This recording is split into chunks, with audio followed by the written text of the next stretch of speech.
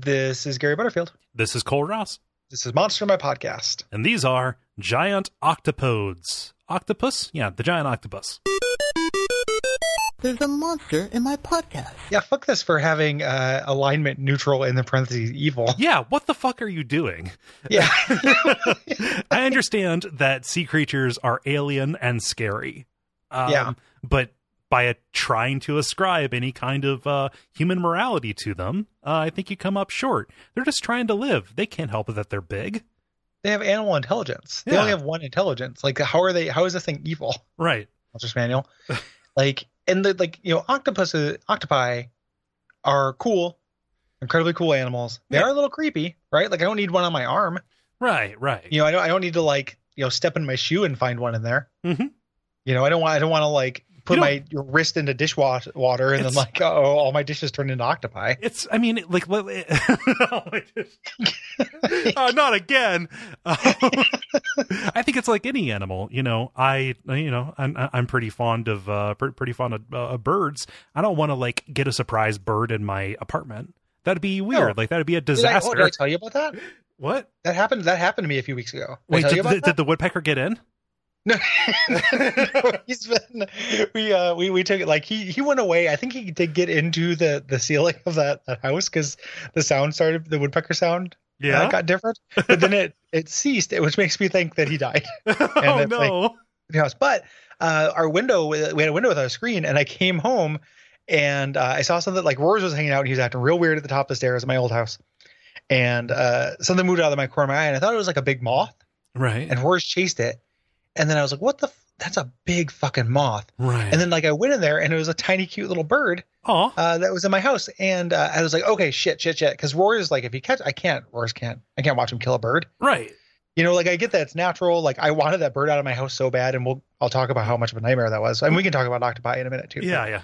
This is, I forgot I haven't told the story on a show yet. Right. No, this is fine. There's no governing body. Well, also you don't want your cat eating a wild bird because who knows if it has parasites or something in it. Totally. Yeah. Totally. And just at one time, Roars, I watched him in one swipe grab a huge meaty moth out of the air with his hand. Oh yeah. Put it in his mouth and eat it in one bite, and it was really disturbing. I couldn't look him in the eye for the rest of the night. It was just really my opinion of the stray cats in my college neighborhood actually changed when I saw one of them just waiting and looking up, and then he jumped, and then down he came with a starling in his mouth.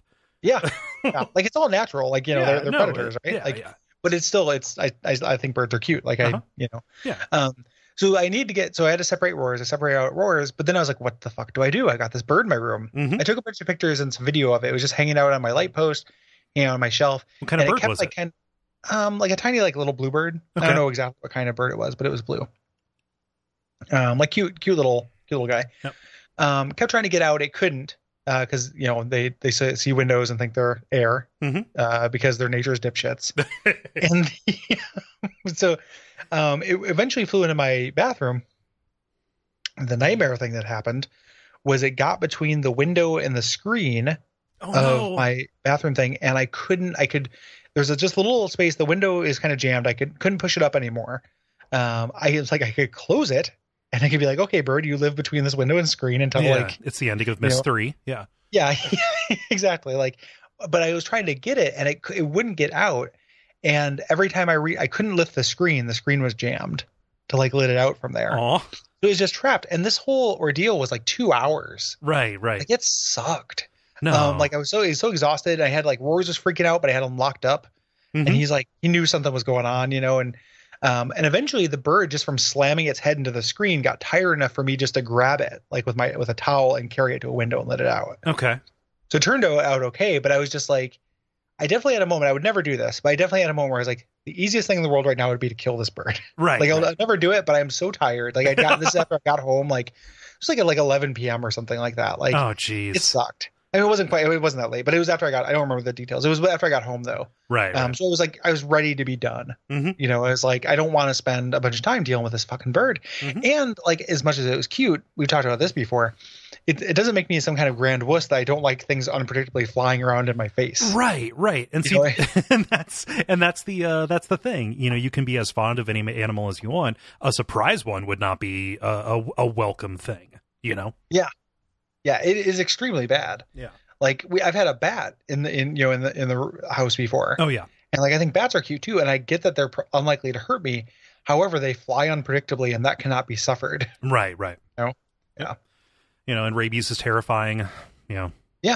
So I don't recommend it. Like I don't recommend getting a bird stuck in your house. Yeah. Or an octopus stuck in your house. Right, because they can like walk around and stuff. I mean, just all the stories that we've heard about octopus. I think like they're ascendant, to use your word.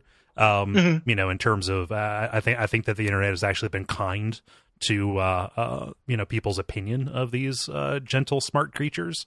But here you go back 30 years and you have this, which calls them evil unjustly. Yeah. I think. Yeah, they're too smart. Yeah, that's what they're picking up on. But that's actually a good thing. Yeah, and as far as like ecology goes in this, there's nothing really that interesting because it's just octopus. Yeah. Like it talks about how they lay their eggs. It talks about them teaming up. They're big enough that they will target ships, because they're hunters and they will reach up and grab bodies off of the the deck, just because they can. Yeah. Yeah. It's not because they hate them. Right. It's not because they're xenophobic, evil creatures like everything else in here. It's only when they go into their pupal form and then grow their body beneath the octopus part, and it shrinks and then become illithids, that all that sets in, right? Yeah, it just burps out from its beak. Yeah, just the body unfurls or. Human body. You could do if you had an octopus, you could put it on your head and do a really convincing illithid costume. You probably, if you were just fine. You probably could, but an octopus outside of water just kind of looks like a ball of snot. Yeah, that's true. Yeah. I don't know if I can handle things without skeletons.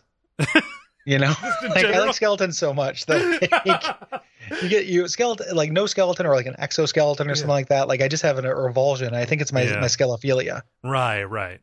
Yeah. The brightest light casts the darkest shadows. Mombasa. That's Star Wars. Oh, fuck. Brought to you by our backers at patreon.com/Duckfeed.tv.